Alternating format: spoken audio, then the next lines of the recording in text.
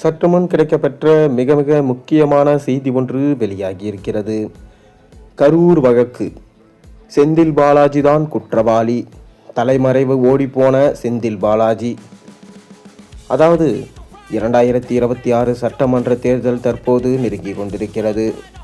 இப்படி இருக்கையில் செந்தில் பாலாஜி தனது தொகுதியான கரூர் மற்றும் கோவை பகுதியில் கணிசமான வாக்குகளை பெற்று மகத்தான வெற்றியை பெற வேண்டும், திமுகவின் ஆட்சி கட்டிலில் ஸ்டாலினை மீண்டும் அமர வைக்க வேண்டும் என தொடர்ந்து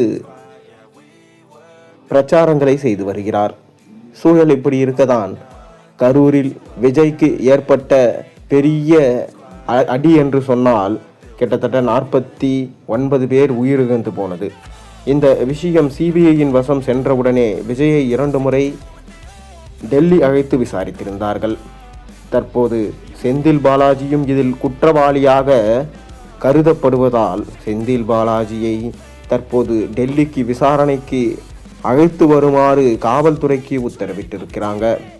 ஆனால் செந்தில் பாலாஜியோ எனக்கு எந்த சம்மனும் வரவில்லை, என்னால் வர முடியாது, என் மீது தேவையில்லாத பழியை சுமத்தாதீர்கள் என அவர் தலைமறைவாக இருப்பதாகவும் செய்திகள் வெளியாகியிருக்கிறது. ஆனால் நீதிமன்ற தரப்போ எப்படி ஆம்புலன்ஸ் கரெக்டாக இந்த சம்பவம் நேரப்போகிறது என தெரிந்தே வந்தது போல இருந்தது. மேலும் மருத்துவமனையில் எப்படி செந்தில் பாலாஜி போன்ற மிக முக்கியமானவர்கள் இருந்தார்கள், இந்த சம்பவம் ஏற்கனவே நடைபெறப் போகிறது என தெரிந்ததா? மேலும் விஜயை இம்மாதிரியான இக்கட்டான இடத்தில் பிரச்சாரம் செய்ய தூண்டியது யார்? இது போன்ற விஷயங்களை விசாரிக்கத்தான் செந்தில் பாலாஜியை டெல்லியில் அழைத்து வர வேண்டும் என உத்தரவிடப்பட்டிருந்தது. மேலும் விஜயிடமும் விசாரணை செய்தார்கள். நிர்மல்குமார், புசி ஆனந்த் ஆகியோரிடம் விசாரணை மேற்கொண்டிருந்தார்கள்.